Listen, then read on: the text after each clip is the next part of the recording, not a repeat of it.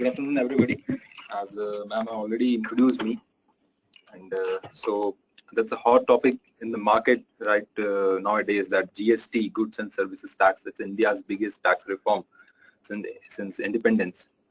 So during the presentation, I will majorly cover that what would be the business implications, what changes GST will have.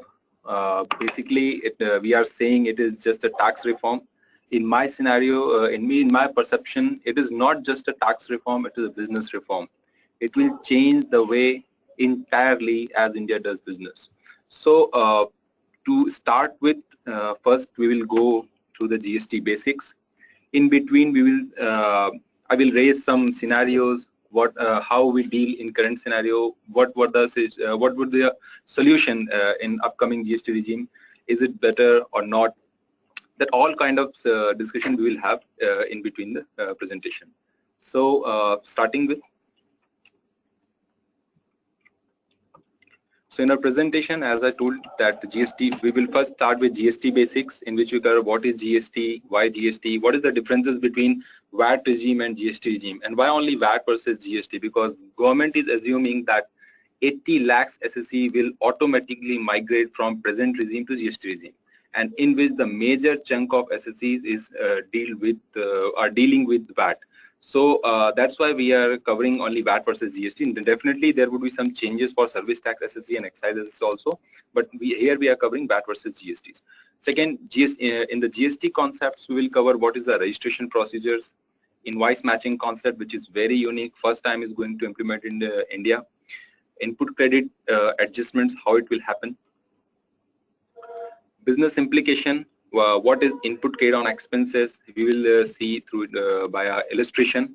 And what should I do today? Definitely this would be some guidance session, that what kind of technology should I opt, what precautions should I take so that my transition will go smooth. So start first with what is GST, what is the difference between old tax structure and new tax structure. So if I want to understand that what is GST, so there are 5 line items by which we can understand it very easily. First thing, the basic theme behind the implication of GST is one nation, one tax.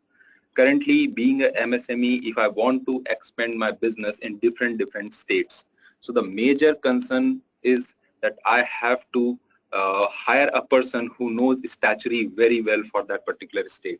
Currently, it might cost me 18,000, 20,000. That is the additional cost for a small businessman.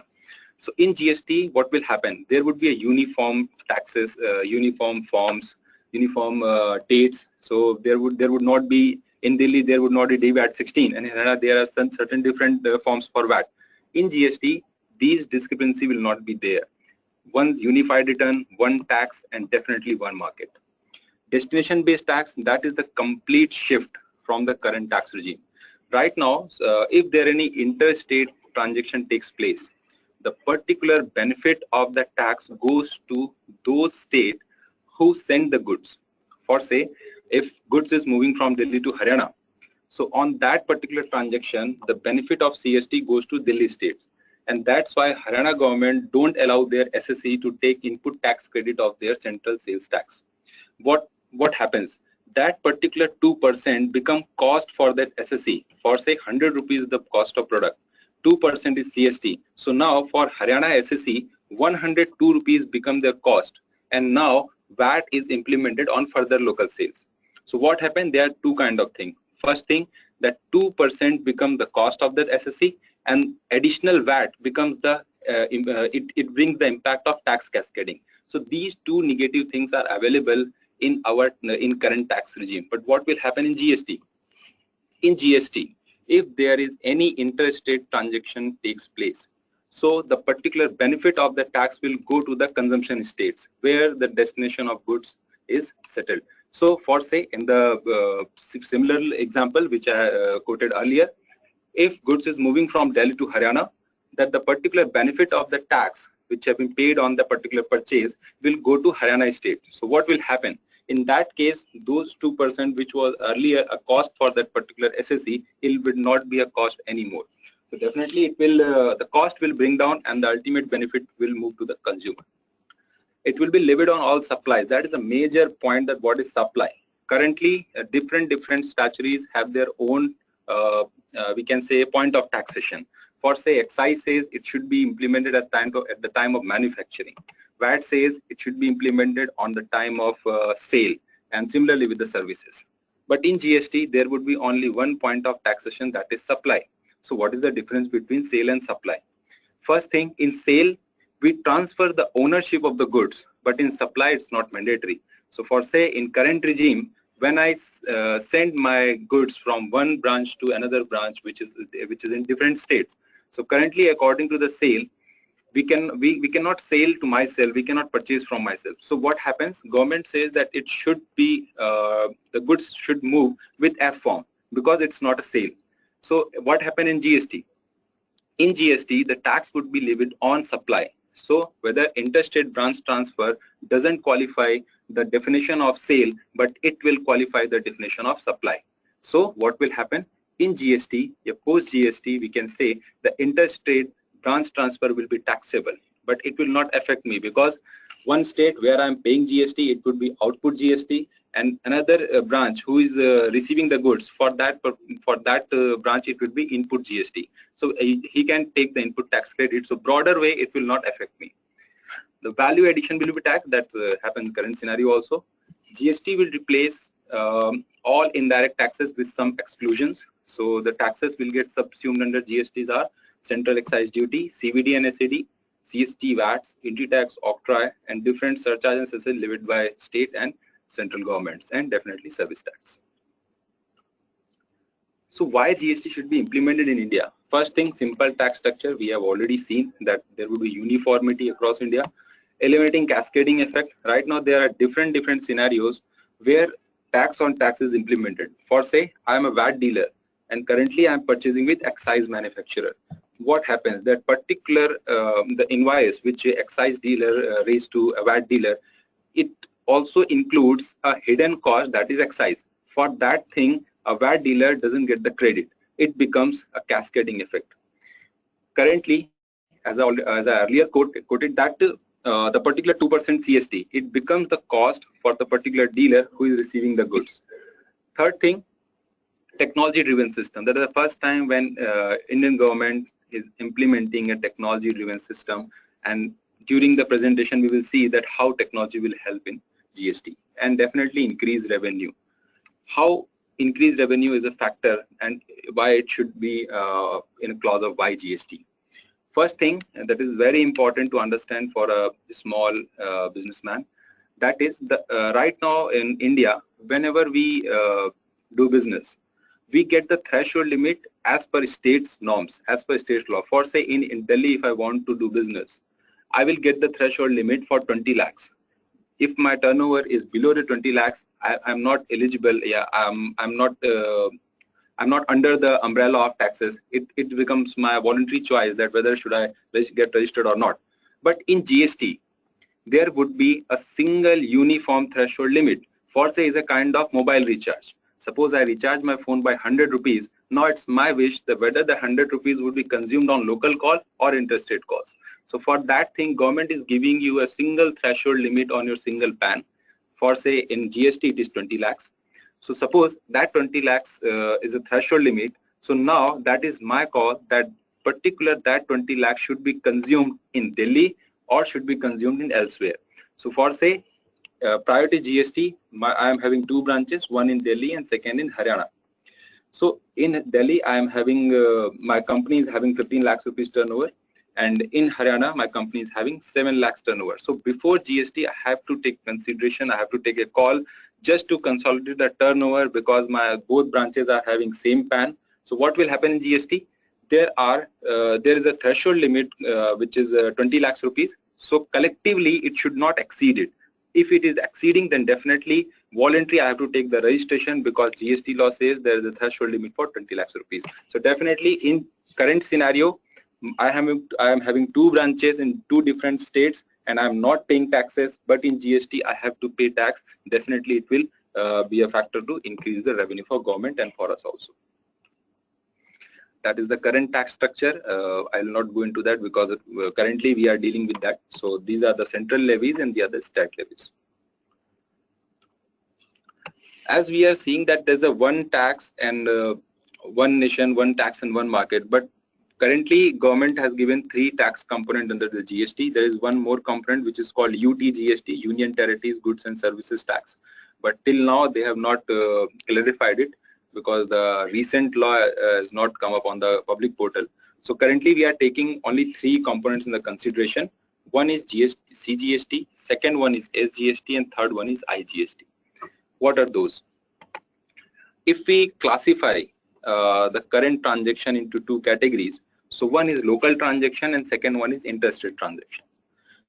Currently, what happens when a dealer sell goods in a local market, he charges that particular VAT on that particular invoice, and in case of service tax, the SSC charges service tax on that. What happens in interstate transaction? That particular trader transaction attract CST and service tax SSC charge service tax. But in GST, what will happen? If there is any intra-state transaction, suppose is there any local transaction, in other meaning we can say is there any intra-state transaction, so all intra-state transaction will attract 2 GST components. First one is CGST and second one is SGST. Yes, this rule will be implemented on both, on trader and on service provider also. Right now, service provider need not to consider that whether the service recipient is available in the same state or he is residing in different states. He charges only service tax on their invoices. But GST onwards, post GST, there would be a concern that the service provider must be knowing about their location of service recipient, because if there are any local recipient, he will charge CGST and SGST on their invoices, and if he is residing in different states, he will charge IGST on their invoices. That is a major concern for service tax SSCs. So in a local, to conclude this slide, I will say that all the local transaction, whether it is pertaining to services or goods, they will attract CGST and SGST with 50-50% ratio, and if there is any interstate transaction, it will attract IGST, called Integrated Goods and Services Tax, and IGST is nothing but the summation of CGST and SGST.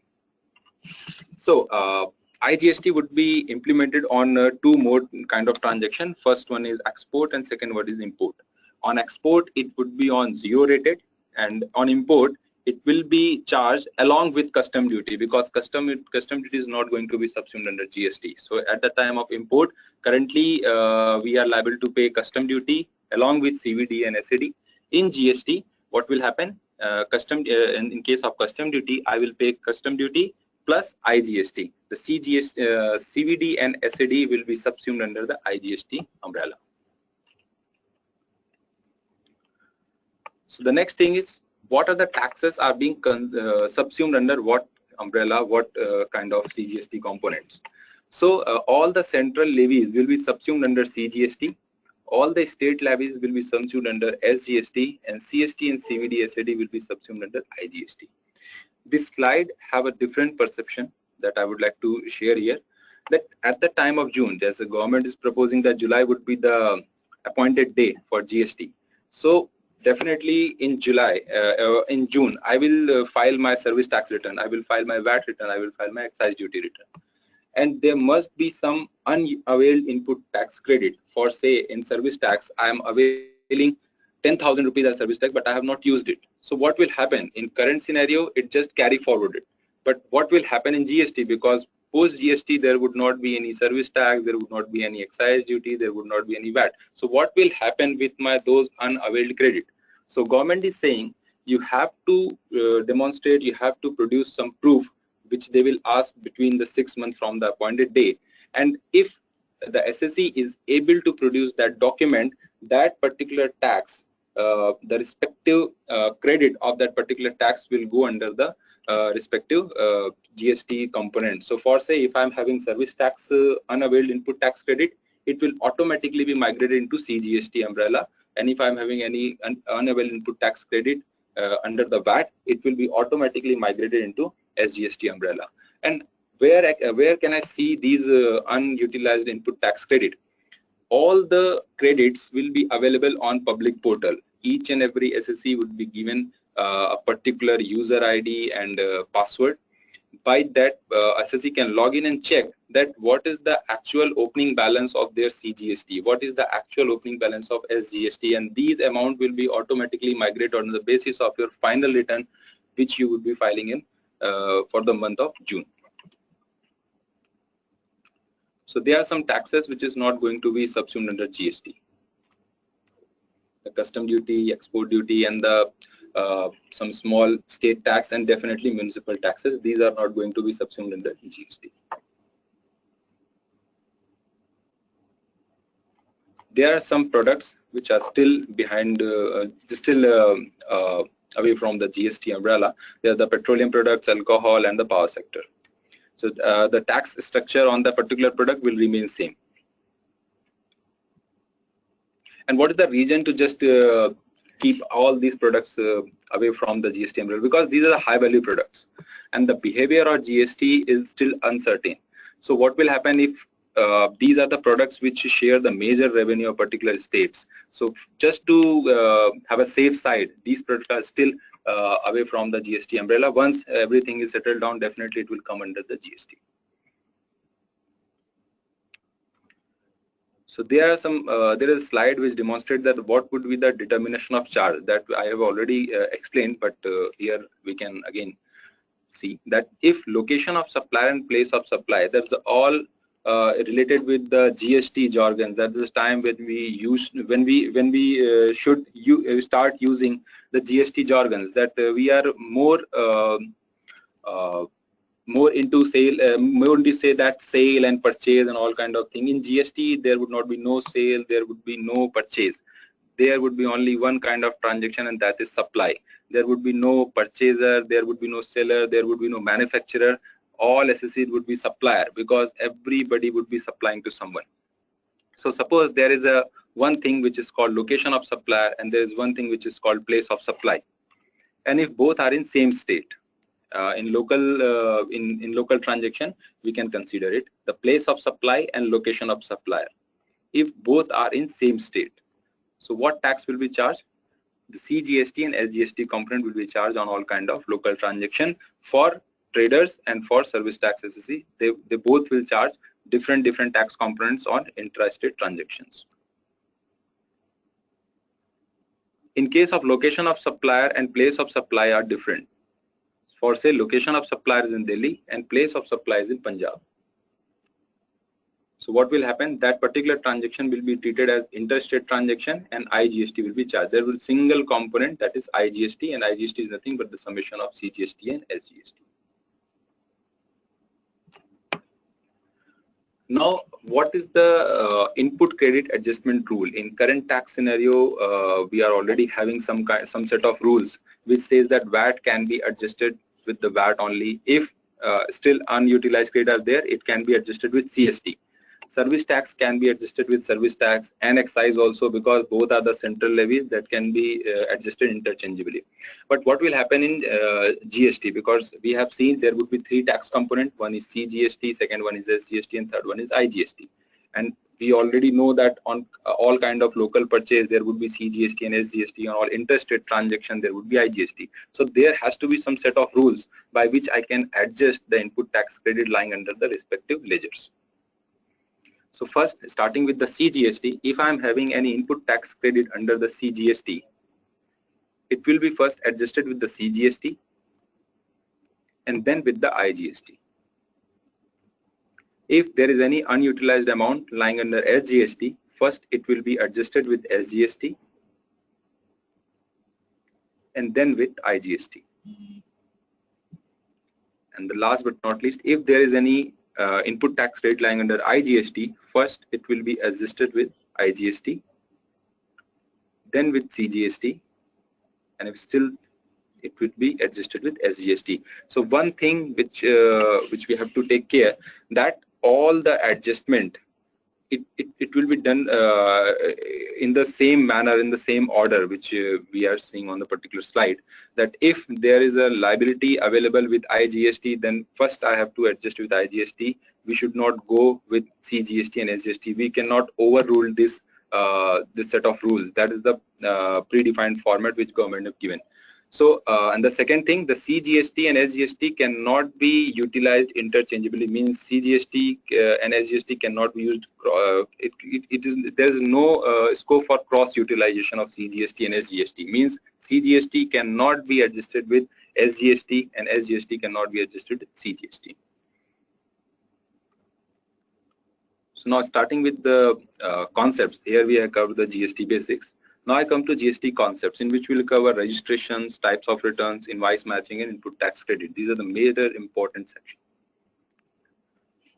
So if we talk about the major concepts which will drastically change in GST, that's our invoice matching, return filing, and input tax credit. What are those? Invoice matching is a mechanism by which the seller and buyer can check that whether seller has uploaded the invoice or not, and purchaser can check that whether buyer is getting their full input tax rate or not. These are concepts by which purchaser and seller can assure that the invoices are being uploaded on the portal. That's the invoice matching concept that government is bringing for the first time in Indian taxation. It still happens at the time of VAT returns filing. What happens that if in Delhi, I can say that at the time of uploading the returns, the particular portal checks the particular portal checks that whether the invoice which is being uploaded by the purchaser is available with the seller return or not. But it is happening only with the VAT, because in service tax return we give only aggregate value for the 6 months. There is no invoice uploading concept in service tax and current tax regime. So in service tax and excise, there is no possibility for invoice matching. And again, there is a problem with service tax assessee. Then he has to maintain invoice level detail for each and every transactions, because VAT dealer is already doing this. Service tax dealers somehow somewhere they are not into that practice, so they have to opt a practice that they need to maintain invoice level detail in their books of account. Second is return filing. Right now each and every statutory has their different frequency for return filing. For say in VAT there is a quarterly return, in service tax there is a half yearly return, in excise means each and every statutories are having different set of frequencies for return filing. In GST, if I talk about the regular dealer, they would be having only monthly return, and the frequencies are much higher than the current tax regime. Input tax credit, right now when we talk about the input tax credit, so it is not mandatory that the seller must pay the tax before taking the input tax credit. It is available only with the TDS. In case of income tax, there is a strict law that the TDS must be paid by the deductor, and then the particular payee can take the input tax rate of deposited TDS. But in case of indirect taxation, like if we talk about VAT, service tax side, there is no set of rule which compel that seller has to pay tax before taking the input tax credit by the purchaser. But in GST, if my seller is not paying the tax, being a recipient, I cannot take the input tax credit on the particular transactions. So these are the major concepts which will drastically change in GST, and these are the major thing on which SSE should keep an eye.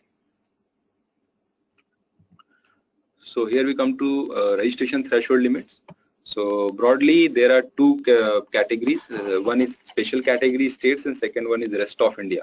So if my business is lying under is under the any special category state, which are Arunachal Pradesh, Assam, J&K, Manipur, Meghalaya, Mizoram, Nagaland, Sikkim, Tripura, Himachal Pradesh, and Uttarakhand. These are the states which are declared as a special category states. So if my business is under these states, my threshold limits for registration is 10 lakhs. And for rest of India, it is 20 lakhs. Second thing which is more important, that these are the aggregate turnovers, not taxable turnover. Means being in Delhi, if my taxable supply is only for 1 lakh rupees and rest 19 lakhs are for say non-taxable supplies. So my aggregate turnover is 20 lakhs and I have to register under GST.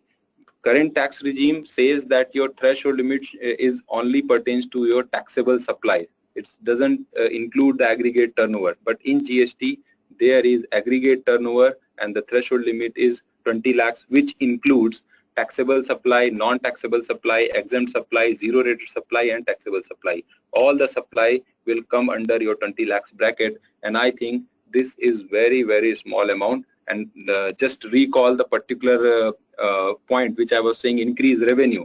The government wants to cover each and every SSE under the GST, and that's why they are keeping the threshold limit so low.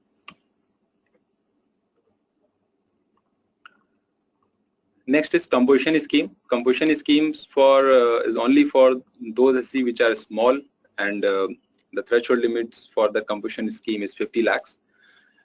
There are some set of things which says that the particular person who is lying under, who is doing e-commerce business, who is doing interstate outward supply, and person is engaging in supply of services, they cannot avail the composition scheme. In earlier model law, which was published on June, it was clearly having a set of rules that supply of service, a person who is supplying the service cannot avail the composition scheme. But in the recent meeting, they have amended it and said that if a person is having restaurant business, he can avail a composition scheme if his aggregate turnover doesn't exceed 50 lakhs rupees. Second thing, a particular composition dealer cannot issue a tax invoice. He cannot collect tax on the transaction. He cannot avail input tax credit.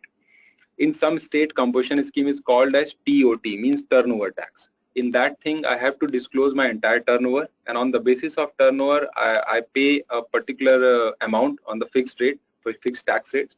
In GST, there are 3%, 1%, 2%, and 5% composition scheme.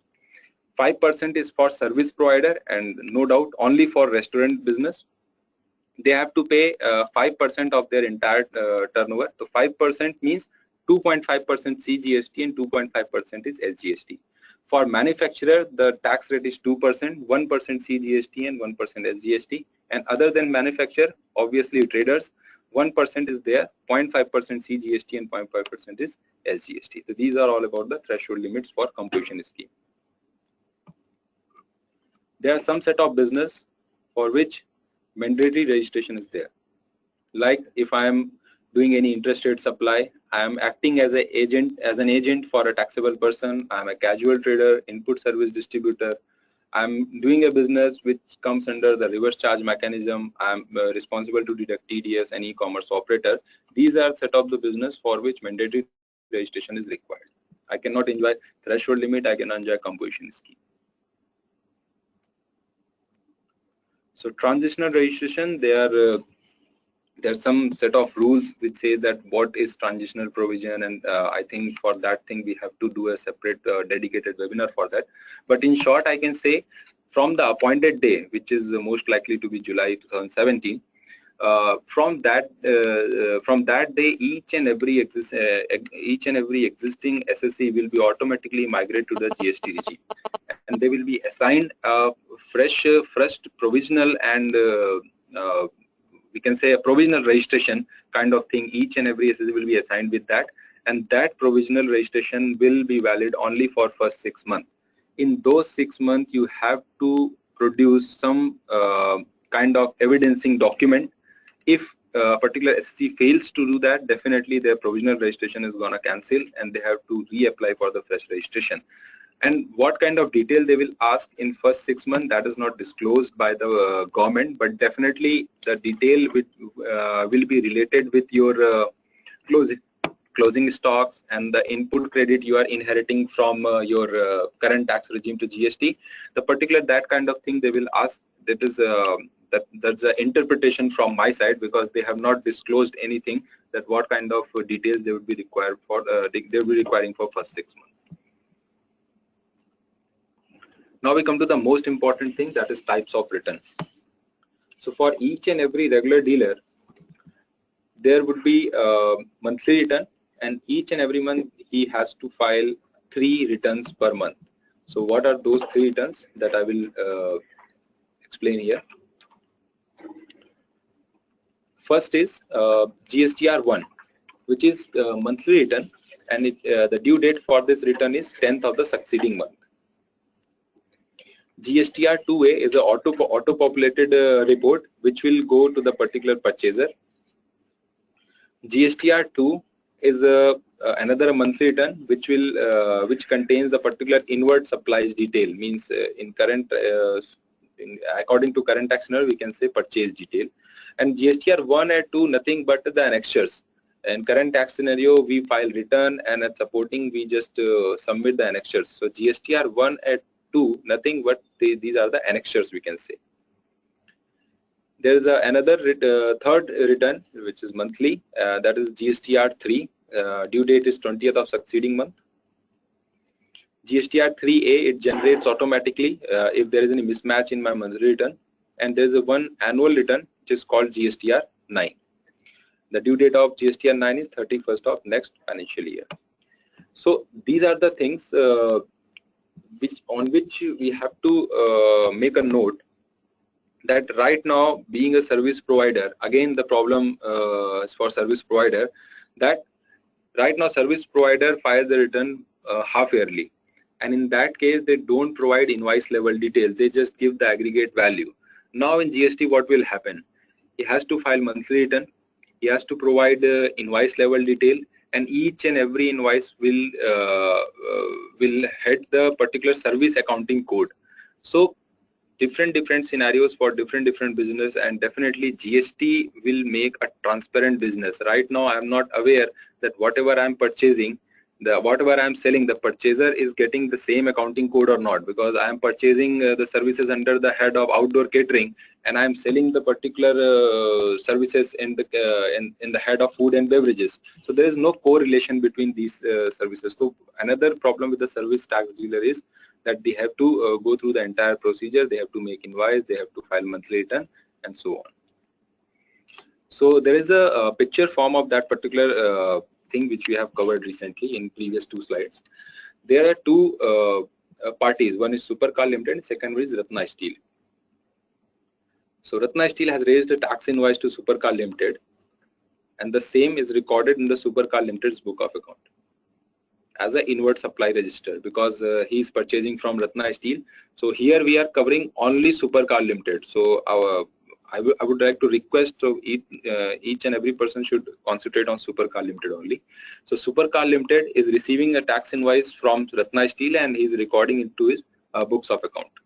And all the transaction is taking place in month of July, because we are assuming that July would be the appointed date.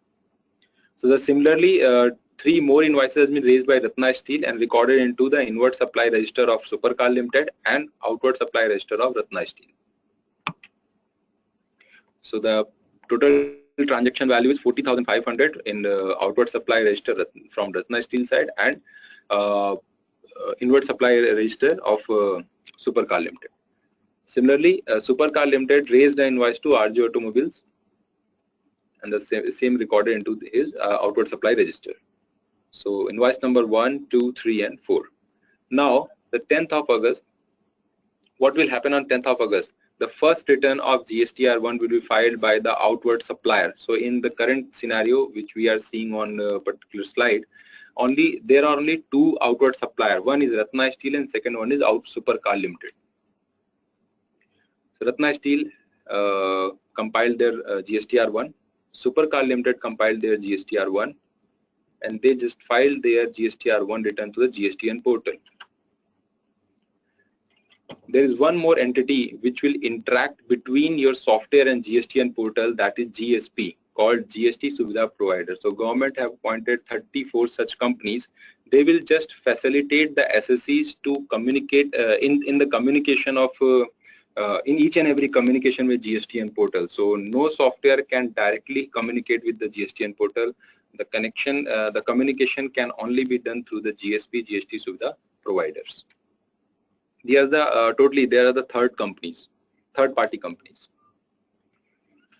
So what will happen on 11th of August? So 10th of August, each and every outward supplier have uploaded their GSTR 1 return on the portal. What will happen on 11th of August? 11th of August, each and every purchaser will get a auto-populated report called GSTR 2A. So whatever return a supplier is filing, whatever return a seller is filing, that will automatically go to purchaser just for the further verification. Currently, these mechanism is not available. So here, Supercar Limited is matching that particular GSTR 2A with their offline data, and that thing has to be done by software, because currently we are seeing only 3 invoices are there, but these number of invoices depend on the volume of business. If I am having a strong business, and so in that case my GSTR 2A can contain 10,000 invoices. So what will happen in that case?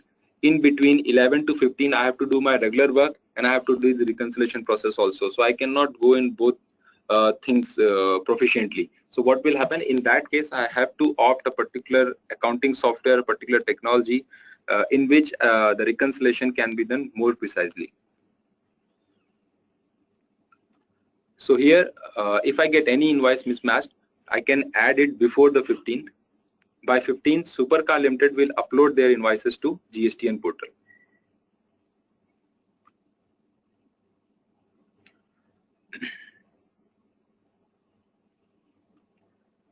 So as soon as Supercar Limited uploaded their GSTR2 in GSTN portal, in the electronic trade ledger says that you got 40,500 credit as a provisional ITC. There is a point which should be noted down, is provisional ITC, means it is not your eligible ITC.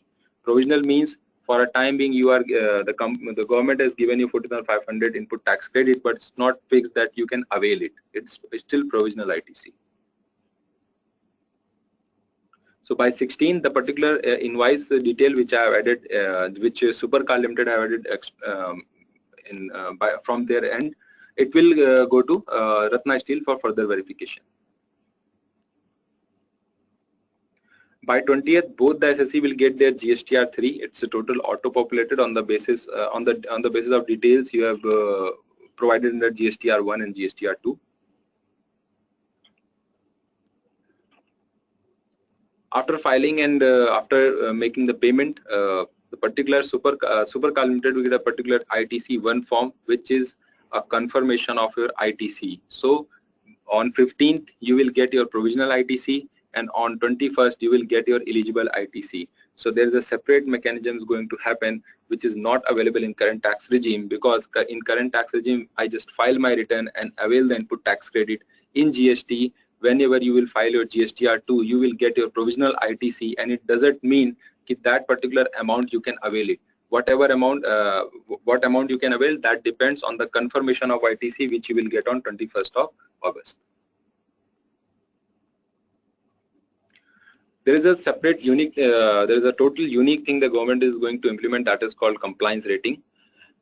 As we have seen that there are many scenarios where a purchaser can have a cash flow crunch, a working capital crunch. Suppose I am purchasing from someone and the supplier is not paying that particular tax, so that impact will come to the purchaser. So what will happen? The government is giving a compliance rating, and that will be available on public portal.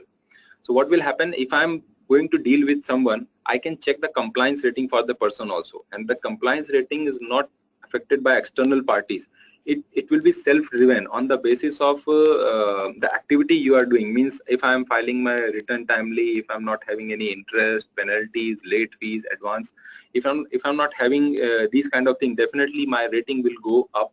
And if I'm not filing my return, I'm not paying tax regularly, so definitely my rating will come down. So that is a total self-driven rating is there. So it will be purely correct and purely self-driven compliance there. So whenever I am dealing with, I can check dealing with a person, I can check the compliance rating also.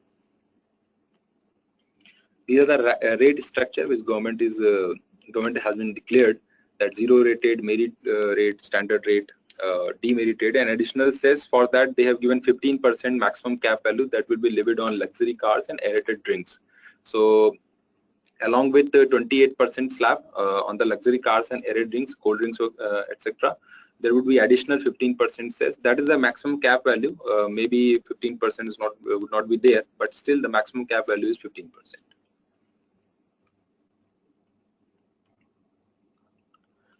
So currently, whenever I get into any kind of business with some party, there is either customer relationship or emotional relationship.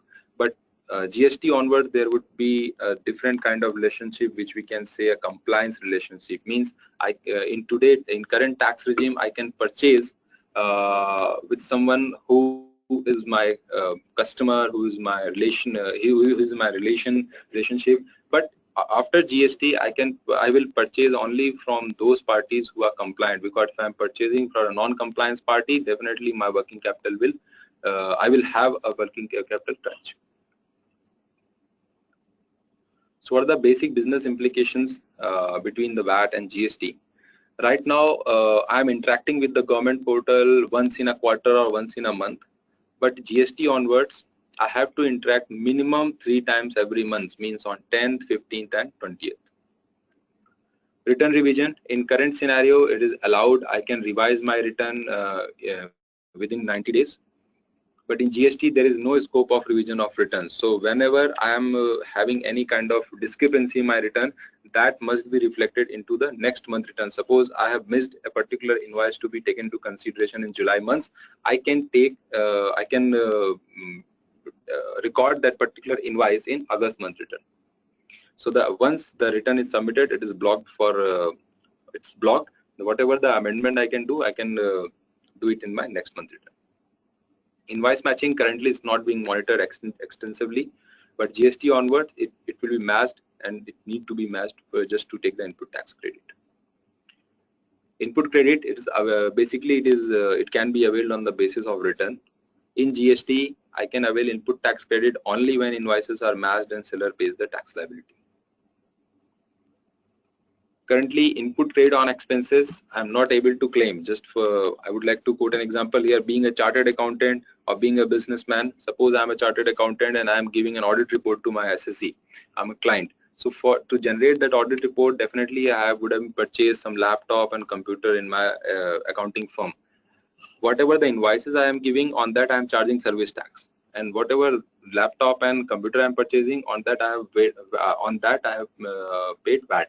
But current tax regime doesn't allow me to adjust the VAT input credit with my service tax. So that particular VAT becomes my cost. Similarly with the trader, suppose I am having a mobile shop and I'm paying a rent, and in that I'm paying service tax also. But whatever the invoices I'm raising by selling the mobiles, it attracts VAT. And whatever the tax I'm paying under the rent services, it is having service tax. So current tax scenario doesn't allow me to take the input tax rate of service tax against the VAT output liability. So that is the biggest negative point of the current tax regime. And what GST is saying, in GST, I can avail the input tax credit on all the expenses which I am doing under the furtherance of business. That is the beauty of GST regime, that whatever the expenses I am bearing under the furtherance of business, I can avail the input tax credit on that also. So that is the more or less I have covered, so I'll skip it. So how do I prepare? The first thing, that as we have shown, there would be a unified threshold limits, that is 20 lakhs rupees, and 20 lakhs rupees would be a single invoice value for a manufacturer, I think. So there would be lots of SSE will come under the GST umbrella, for whom the first priority would be just to buy a PC or laptop. They would not have seen that PC or laptop, but they are coming under the GST umbrella. The first thing, you should buy a PC or laptop, just automate each and everything, because we have seen, because technology, we cannot go through invoice matching, we cannot go through credit ledgers. So we have to automate all the things, and definitely last but not least, I have to use an accounting software.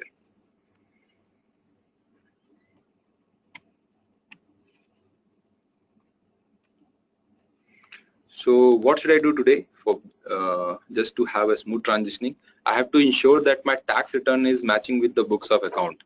Currently, what happens, there are two kind of mechanism. I think that is India is the only country where we file returns in two manners. One, I call my accountant or chartered accountant and say that's the data, and just file the return according to that.